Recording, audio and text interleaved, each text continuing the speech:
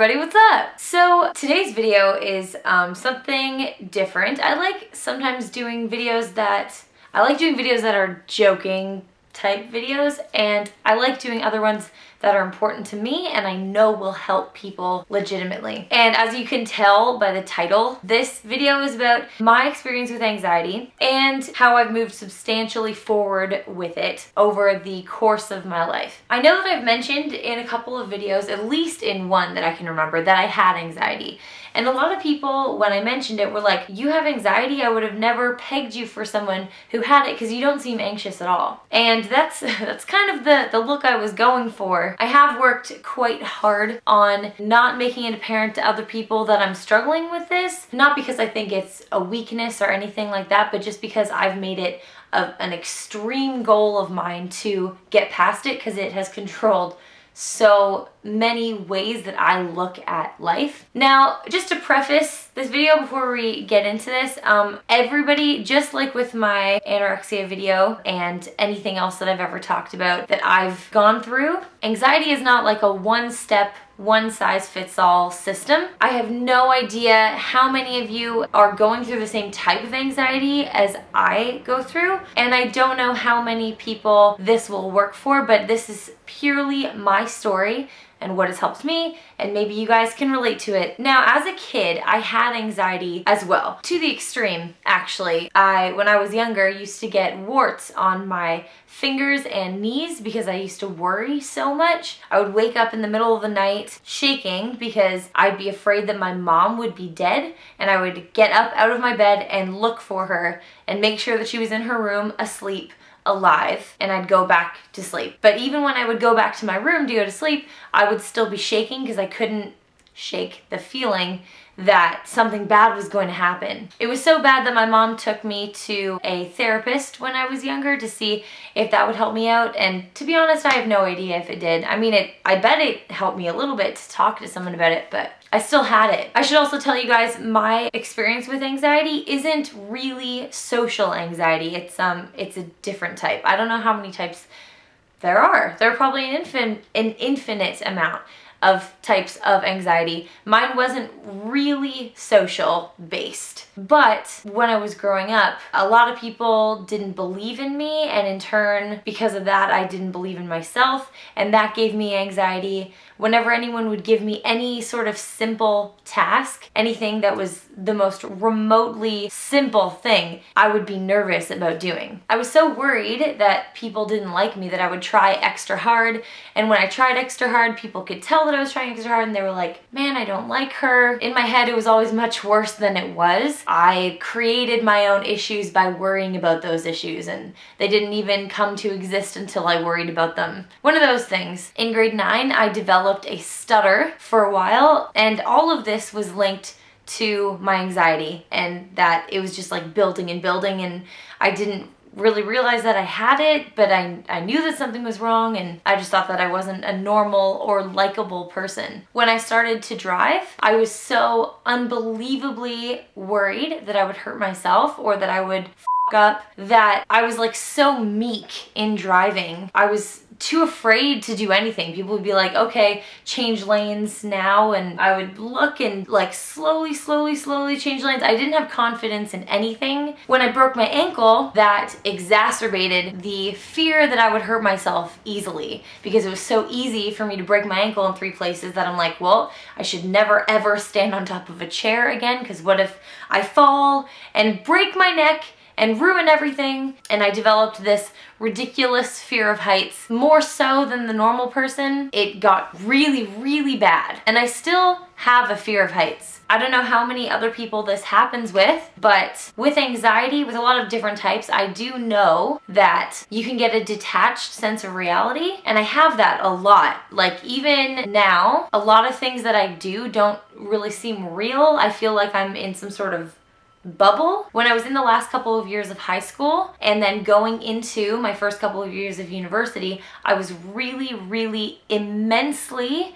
afraid of getting kidnapped or raped. I know that that seems really illogical and unlikely, but I don't even know where this actually stemmed from, but I remember I would watch movies like Sahara. If you guys have ever seen the movie Sahara, there's a scene in it where a woman gets kidnapped, and I remember when I was going through that fear, I watched that movie, and any movie like that just like encompassed all that I was and made me so unbelievably fearful that I was going to get kidnapped. Any car that ever slowed down beside me, my heart would skip a beat, my stomach would churn, and I would look at them and remember what the car looked like, look around to see if there's anyone around who would see me get kidnapped. I also watched the movie Gran Torino, and to this day I hate that movie because it represents how much fear I had. Like, I watched that movie. Sorry, I'm rambling. This is gonna be a rambly video. I watched that movie a couple of weeks before going to university. And I went to university in a suburb of Toronto, and it was a really dangerous suburb, and I knew I was going there, and there were drive-by shootings that happened and everything.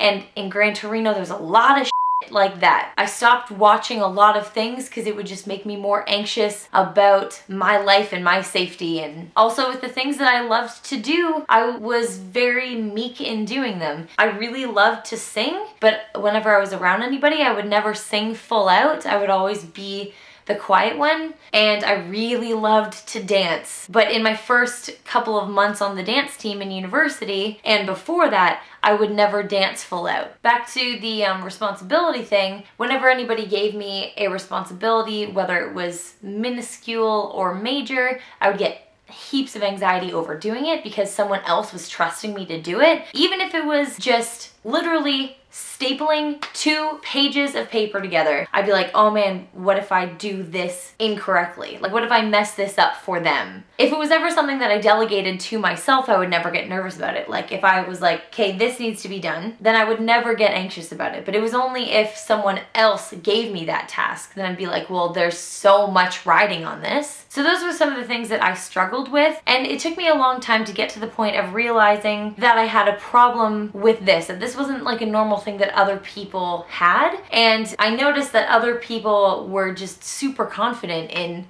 everything that they did. They weren't afraid to drive. They weren't afraid to jump really high on a trampoline. And I was like, I don't want to keep living like this. Something has given me this idea that I'm gonna get hurt no matter what I do. When it came to social stuff, I started realizing how, this isn't a comment on anybody else who feels this way, but this is how I felt about myself. I realized how pathetic it was that I was so unbelievably concerned if everybody liked me that it didn't even matter to me if I liked them. Like, I wanted people who I hated to like me just because I didn't want to have the anxiety of people not liking me. So to start with that, I don't even know how I came to this conclusion or this decision. There was this one workplace of mine where I was very convinced that no one liked me. And I really wasn't given the idea from anybody that they didn't like me. It's just that I overthought everything. And so one day I was like, man, I need to take this back. I need to take whatever balls I gave to other people for them to have in their courts that they don't even know are there. I need to take them all back. So one day I just decided I was going to work my whole shift acting as if everybody liked me. Like, just totally not worrying about it. Just snapping back into my old self and was just totally normal to everybody. And the fact that I was walking around never relying on other people to give me affirmation for anything meant that I could just be myself and not always have something rotting in the pit of my stomach over whether I was a likable person or not. When I did that in that one shift, everybody acted totally normal towards me, and it made me realize that no one actually there had a problem with me so long as I didn't act as if they did. And once I got into that habit of walking around in that workplace and also outside of the workplace, acting as if I didn't have to worry if anybody liked me, it was as if the whole world became a more positive place. I started becoming more confident in myself, and no one else had even changed the way they acted towards me. I just thought of myself differently. Does that make sense? And I started to apply that to a lot of other things in my life, acting as if my anxiety wasn't there. And I know that this is not an easy thing to do because I still have anxiety, but faking it, like just trying to remove it from a situation really opened up the situation for me. For example, in 2013, I went to Australia and I decided I was going to go skydiving. I had such a tremendous fear of heights that I always said I was going to go skydiving, but never planned on actually doing it. So the moment I was like, we should go skydiving, Scott, who is a very, very outgoing, totally down for anything type of person, was like, yes, we're doing it. And that became a thing that I knew I was gonna do for like in the next couple of weeks. I was like, oh man, I'm gonna go skydiving. That's crazy. And one of the defining moments of my life was when I was going up in that plane and realized that I wasn't scared. Not because I had gotten over my fear of heights, but I was looking out the window and was like, well, this is something that I'm going to do. There's no point in worrying about going back now because this is something that's happening right now that I'm going to do. I'm gonna do it. And my anxiety shrunk in that moment. When I landed, it was like I had an epiphany. And you guys have seen, well, some of you have probably seen my video. My skydiving video is on my channel. At the end of it, when I landed and the guy's asking me how I feel, I was like, I feel great. I would absolutely do that again. I can do anything now. It was just a change in my own mindset because I was holding myself back from something I thought I was gonna die from, and I didn't. For a lot of other things that didn't even necessarily have to do with heights, but just in general, if I ever got anxiety about it, whatever it was, I would like walk away from whatever thing was giving me anxiety.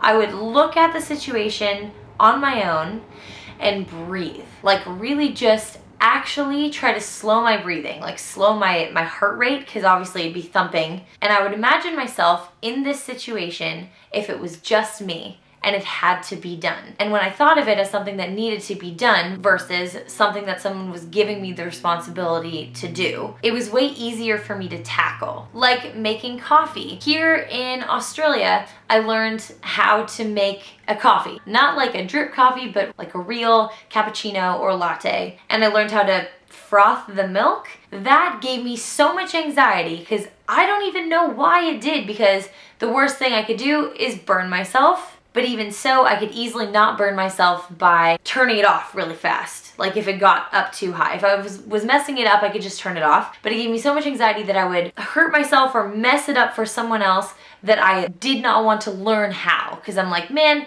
I don't need to, you got this. But when I was living in rural Victoria, I worked at a restaurant on the weekends, and everyone there was like, oh, we'll teach you how to make coffee, because you need to learn how to make coffee here. Emma, actually, the girl that I lived with, I also worked with. And she was the one that never gave up on teaching me how to make coffee. Like, she would be like, no, you can do it. You got this. You know how. We've shown you. You didn't just forget. You can do it. And so when I was in this situation where I would have a moment of freaking out, I'd be like, no, calm down. You know what to do. And a lot of people are not anxious about this, so you don't have to be anxious about this. It doesn't have to scare you. And then I started being able to make coffee. And then I would enjoy it and even offer to make people coffee, which I never thought that I would do. And I know this sounds really ludicrous to anybody who's watching this who doesn't have anxiety and understand how stressful it is that something so small can make your stomach turn and make you want to vomit. Another huge thing I had anxiety over, which I never ever thought that I would conquer, was learning how to drive standard or manual if you're in Australia. That's another thing that I can thank Emma for. Emma was really my saving grace for several things that I had anxiety about, because she just always stayed so calm about it. She's like, nah, you can do it. Like, I know that you can do it. You can do it. I accidentally bumped her car into a pole once and she didn't blink an eye. She's like, that's fine. There's probably somewhere else on that car where I ran into a curb or something. You're still gonna drive my car. So she would wake up in the mornings when I had to go to milking. She would wake up at 5:45 every morning, sit in the passenger seat's over here, and talk me through driving standard. I would mess it up and I'd be like, no, can you just do it? Like, I can't do it today. Can you please just do it? And she's like, no, you're gonna do it. You can do this. And she goes, the worst thing that you can do is stall it. And stalling it, it just turns off. It's not like you're gonna explode the car. She made me do it so much that I ended up getting used to it. And then one morning she was like, I'm not gonna come out with you this morning. I'm gonna go to sleep and you're gonna drive my car to milking. And now I prefer to drive standard, which I would have never thought I would ever say. There's so many things that I learned about myself just by other people having faith in me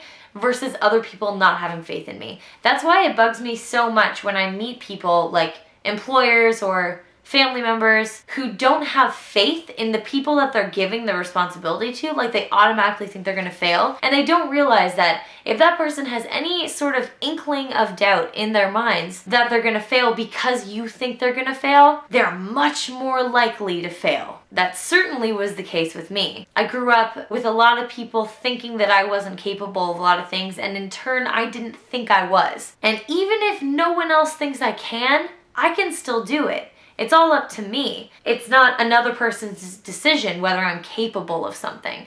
And once I really internalized that, which didn't happen till I came to this country and learned to do a couple of things that I was really scared of, it wasn't until then that my mind started to change. And obviously, to anybody who's watching this who has anxiety, it's not like you need to move to another country or uproot your life or do something major to get over your anxiety. Little things were the actual, no joke, building blocks for me getting through a lot of my anxiety. The little things that I conquered, like standing on top of a chair to let down a rain covered thing for the restaurant that I worked at in the Gold Coast. I was so unbelievably afraid of heights that I wouldn't even stand on the chair because I was afraid that outside it would be too slippery when it was raining, that I would fall and I would break something else. And other people that I worked with would be like, hey Geneva, could you do that? I just don't feel like doing it. And I'd be like, yeah, sure.